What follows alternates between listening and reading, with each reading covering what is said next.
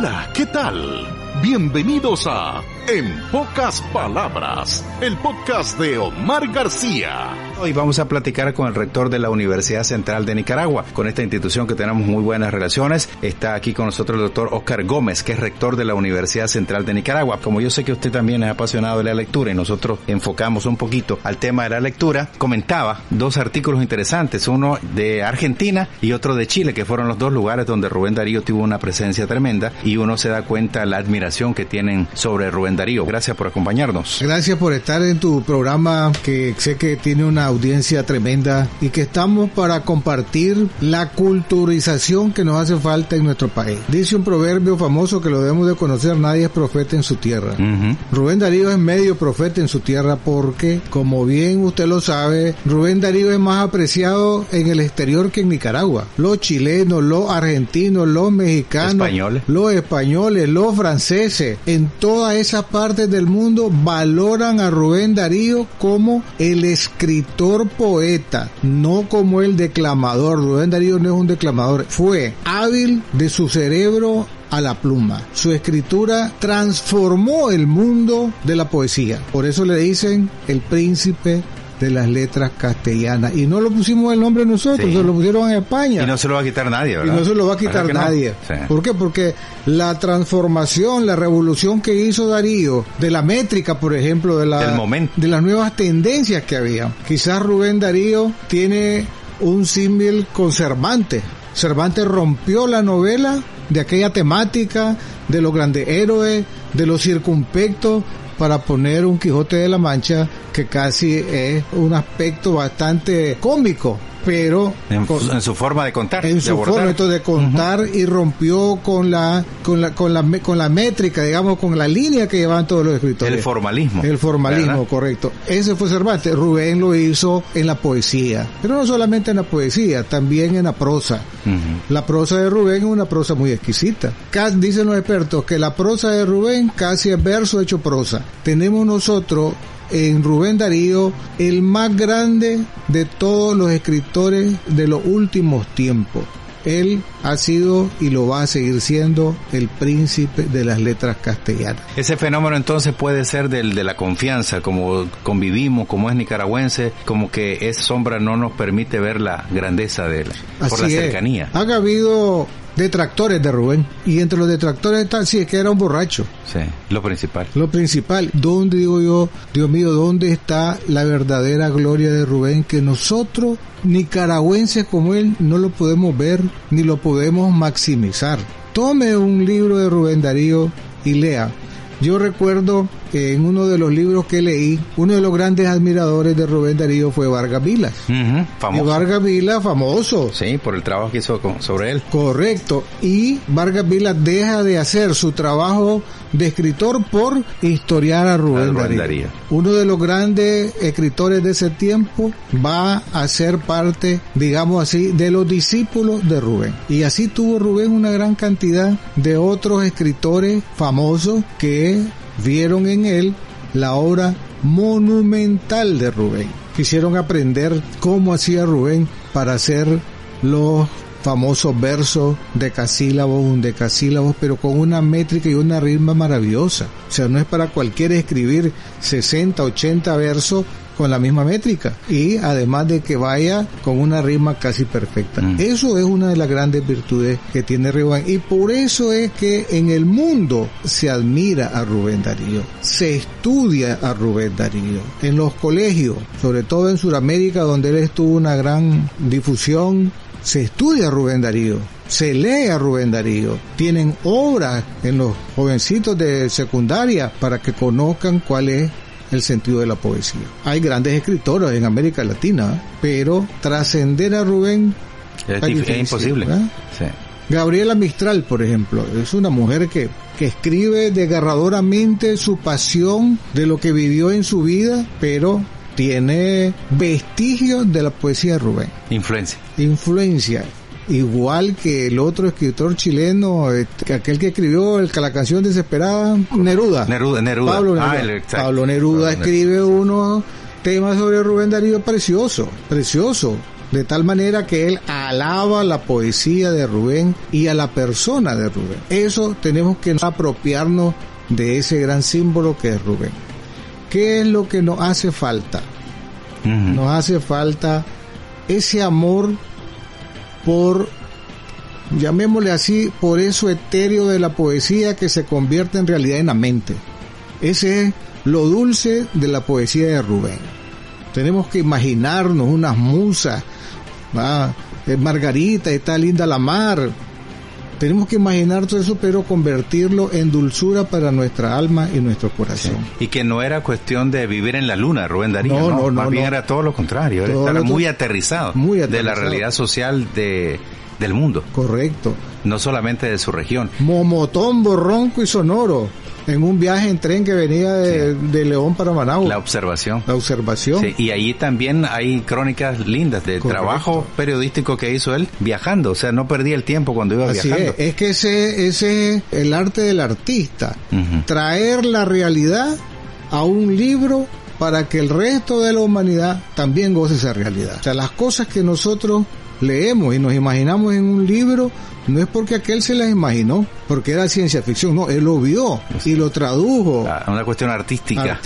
Que son como las entradas maravillosas de muchos libros, ¿verdad? Así es. Que son los primeros párrafos que te dejan enganchado y que son clásicos. Son clásicos.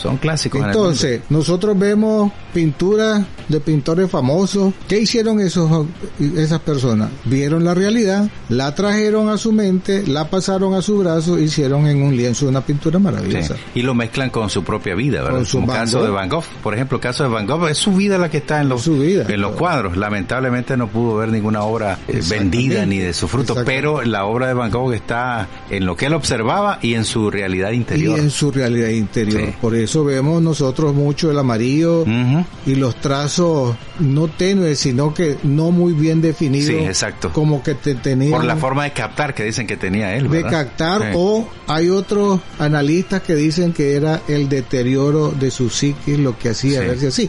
Porque al final se suicidó. Y movedizo.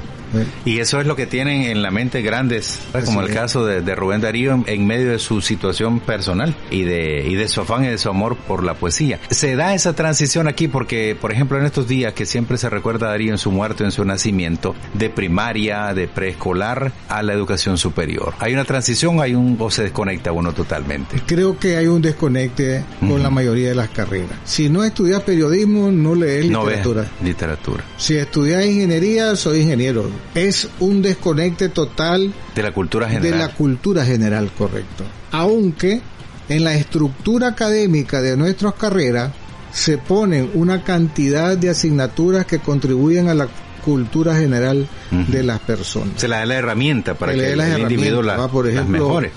Correcto, que hay aspectos de naturaleza cultural que tienen que ver con la geografía, con la etnia, pero la literatura cada vez viene perdiendo terreno en las carreras universitarias. Las cosas de Rubén Darío están esparcidas. Estará en una parte en Argentina, en España, dicen que tienen una buena cantidad. En Nicaragua tenemos algunas, pero yo miré en estos días un trabajo de Chile, si no me equivoco, que yo no lo había visto. El carnet de Rubén Darío como periodista. Con su amigo Mitre, que lo firma como director. Imagínense tantas cosas que hay de Rubén Darío. Necesitamos una persona o una institución, una comisión que dedique investigadores a recopilar toda la historia, vida y recursos que tuvo Rubén. Sí. O sea, hay una Rubén Darío que se merecería un museo específico solo para él, ¿verdad? Que tendríamos que también hacer una especie de política. Hay cosas interesantes que vemos nosotros, por ejemplo, en las fiestas patrias. 14 y 15, antes todos los colegios iban para San Jacinto. Pero ahora que nace o muere Rubén Darío en estos tiempos, ¿quiénes van al Museo de León? Casi solo a Ciudad Darío, ¿eh? Solo a Ciudad Darío.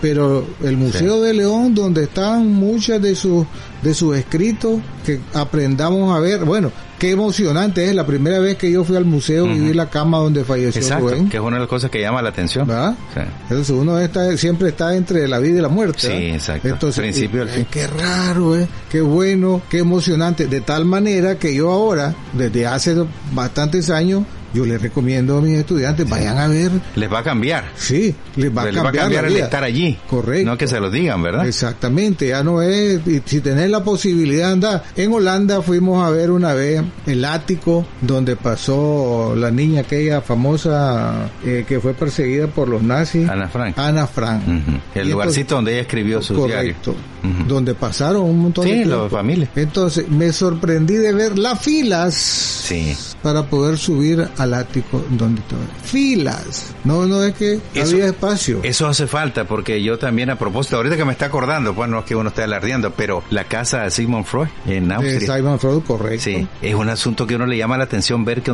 donde vivió ese genio, donde estaba ahí esa persona que es una figura mundial. Es una figura mundial. En la cuestión de la psicología. Entonces, todos esos sitios como que te llaman la atención y debería, como usted dice, recomendarse más visitas al lugar. Entonces, eso es precisamente lo que queremos con una figura mundial como Rubén Darío. Figura mundial. Mundial. Correcto. Sí. Transformó la literatura, la poesía. O sea, no es cualquier cosa, no es que solamente escribió, es que fue el padre de muchos nuevos escritores. Y si uno, doctor, ya es licenciado y estudiaste cualquier carrera y sentís que no conoces mucho a Rubén Darío, ¿qué se le podría recomendar? Mire, hay una serie de aspectos importantes que tenemos que considerar en la formación continua. Uh-huh.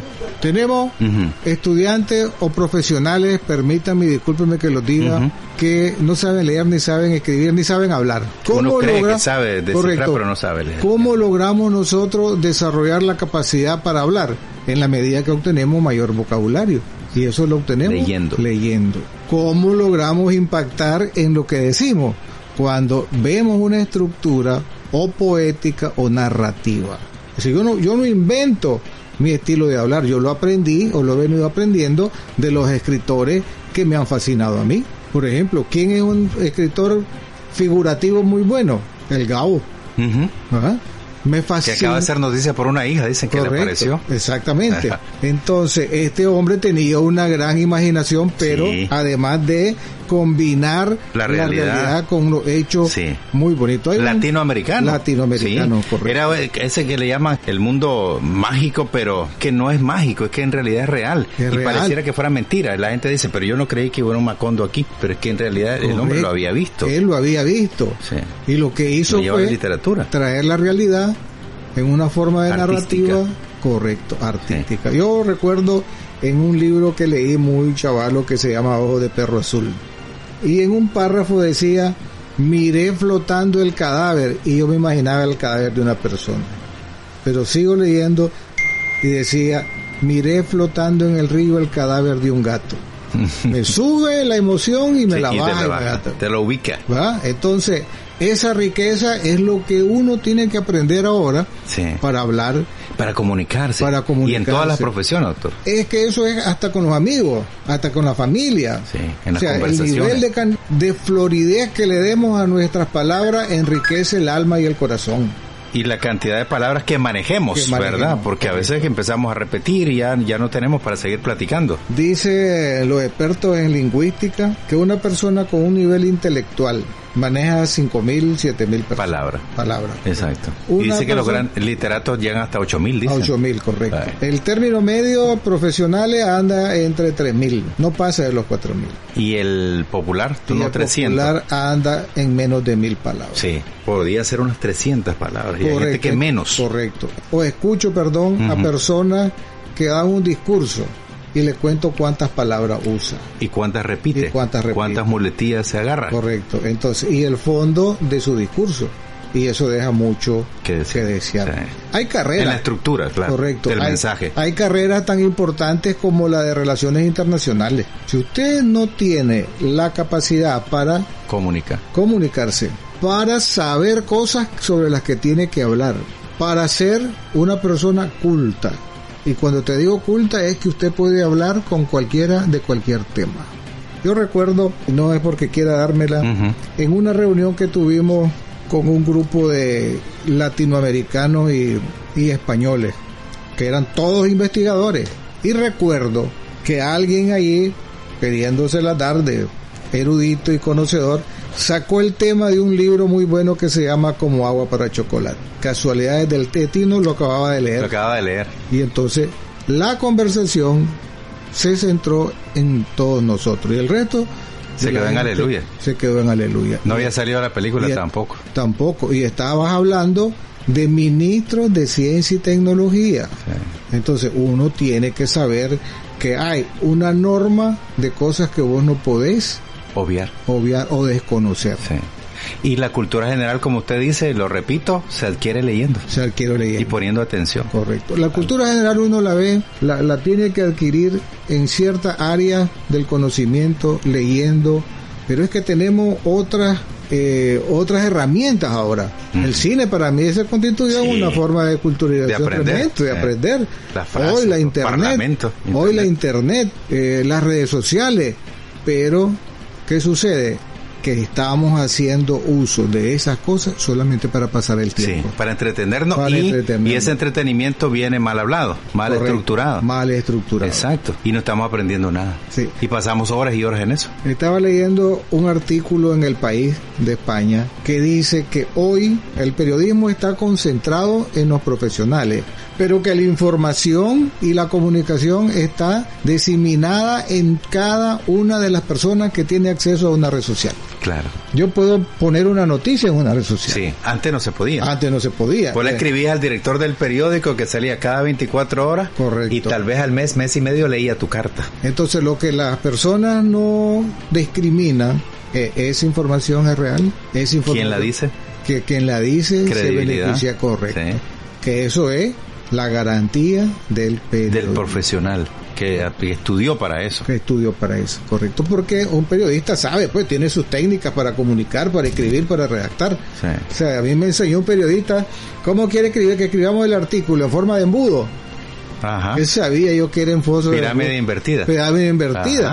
¿Va? Entonces, y una de las grandes aspectos importantes de los periodistas escritos me dijeron a mí, mire, todo el artículo está en el titular. En el primer párrafo. Por eso le decía yo las entradas, ¿se acuerda? De los periódicos. Correcto. Y los periodistas tienen que aprender eso. Si no podés contestar esas 5, 6, 7 preguntas en el primer párrafo, así es. Estás mal. Y es un aprendizaje, no sé, eso no se agarra de un día para otro. Por uso para otro, es un aprendizaje. Alguien tiene que mostrarte cuál es el camino para eso. Sí, una vez que lo encontrás, como que estás viendo, como que se hace la luz. Igual que Freud, pues, él tiene sus tratados, ¿verdad? Y sobre sus tratados los psicólogos se preparan. No es que el psicólogo va a ir a buscar, a no ser que tengamos otro Rubén Darío en psicología que transforme las teorías de Freud. Y ese es lo importante de las personalidades, ¿verdad? Que marcaron la historia. Rubén Darío en su área, Freud en otro, que va a pasar, pero por generaciones. Todo el que vaya a estudiar o hablar de psicología tendrá que referirse a Freud, a todos los tratados de Freud. Así es, como el que quiere hablar política, sino de corriente más bien, ¿verdad? De corriente. El que no sabe ni ha leído a Carlos Márquez, por favor, no hable tontera. O de Churchill y la habilidad de comunicar. De Churchill, y de convencer, que era lo que usted decía en el aspecto diplomático, porque no solo tenés que saber del tema, tenés que persuadir y convencer con tu palabra. Dos aspectos importantes que lo aprendí en un libro. ¿Cuál es la diferencia entre persuadir y convencer? Persuadir es un convencimiento temporal. De encantar, pero que eso pasa. Exacto. Y el convencimiento es para toda la vida. ¿Te convenciste? Queda claro. Sí. Queda clara la persona, ¿verdad? Así es, queda clara, ¿no? Y queda siendo una persona que comparte tus ideas y tus pensamientos. Está convencido de que la cosa es así. ¿Usted qué cree entonces que se puede hacer para conocer más o darle un poquito más de lugar que se merece Rubén Darío aquí en lo nuestro? Bueno, de todo el mundo hablo, pues no hablo solamente de una área. Importante son las políticas. Uno nace en la escuela primaria. Ahí es donde uno comienza a formarse sus esquemas mentales. Un poemita de Rubén Darío, pero que quede institucionalizado. Que sea una política del Ministerio de Educación. Desde la enseñanza, inicial, que primaria, primaria, tercero o cuarto grado, cuando el niño ya viene... Pasa al otro ciclo. Pero no vamos a escoger... No, de acuerdo al nivel, de acuerdo al nivel, correcto. Hay unos cortitos, los acabo de leer yo. Correcto. Cortitos, de 2-3 líneas. Sumamente corto, que lo que queremos es que el estudiante aprenda a leer y aprenda a interpretar lo que lee. porque tenemos esos dos ciclos. Hoy por hoy, lamentablemente, la educación falla en enseñarnos y el análisis. Muchos leen, descifran lo que dice. Sí, exacto. Pero cuando le preguntáis, ¿qué significa eso? Sí. La P con la A es pa, así pero es correcto. Es nada más. Descifrar la codificación escrita, pero la interpretación que la hace tu cerebro. Sí. Lo cognitivo con la palabra, pues lo que identifica. Porque CIA, pues yo le decía a mi hijo el otro día, CIA, y nosotros ya sabemos que es CIA. Sí. Pero probablemente se puede llamar de otra manera. Sí, eso es una cosa casuística. Se llamó CIA porque alguien le puso CIA. Sí. Se pudo llamar chicha, si querés, o la chicha CIA. Pero, ¿de qué nos sirve si no tenemos contextualizada la CIA? En el cerebro, exacto. La imagen. La imagen, ¿para qué sirve? ¿Cómo no te sirve una CIA? El saber cómo no te sirve una CIA te puede salvar la vida. Sí, y ahí hay que leer un poco a Humberto Eco para la cuestión lingüística. Incorrecto, claro. Exactamente. Entonces, esos tipos de aspectos son los que nosotros tratamos de enseñar en la universidad. Significado y significante. Aprendizaje significativo, o sea, que el estudiante le dé un significado a lo que aprende, que no solamente lo memorice, sino que reflexione metacognitivamente, y esto qué es, cómo lo aprendí, para qué sirve, qué ¿en qué contexto? ¿En qué contexto? Es lo que yo digo a Rubén Darío, los niños llegan a repetir. Y así ganan premios, ese hay jurado y todo. Yo creo que hace falta, bueno, ese es mi pensamiento, no sé el suyo, pero me parece que hay que enseñarle a pensar al niño o a la niña. Yo he estado ahí en la plaza de Darío, de Ciudad Darío, en la plaza, donde hacen los actos. Bueno, y salen unos niños maravillosos declamando. Pero cuando le preguntamos al niño, ¿y qué quiso decir Rubén Darío? Entonces él gana el premio porque declamó muy bien. Exacto. Pero la interpretación, que es lo que le va a dar la vida a la persona, lo que le va a dar el incremento de sus cantidades de recursos cognitivos. Nosotros en la mente, dicen los neuropsicólogos, no tenemos estructurado nada, tenemos conceptos que los unimos según nuestras necesidades. Y el momento, correcto. Sí. Dice un neurocientífico, si yo le digo la palabra agua, ¿qué se imagina? Bueno, que el agua se toma, que el agua me baña, que el agua me ahoga, que el agua es líquida. Depende de quién lo vea. Si usted le dice agua para un químico, los estados de del agua, sólido, líquido, gaseoso, H2O, la fórmula, según su realidad. Preguntarle agua a un campesino, él tiene una serie de conceptos que dice el agua hay que cuidarlo. Cosecha, ciclo. Correcto, sirve para la agricultura. Sin agua nos morimos, que es diferente a como lo va a ver el químico. Preguntémosle a que una persona, una ama de casa, agua, sí, con esa voy a barrer la acera. O limpieza. Entonces, todas esas cosas son lo que nosotros aprendemos en nuestra estructura cognitiva. Por eso todos pensamos diferente, actuamos diferente, cada quien en su contexto. Cuando fui a la cruzada de alfabetización, aprendí una cosa muy importante.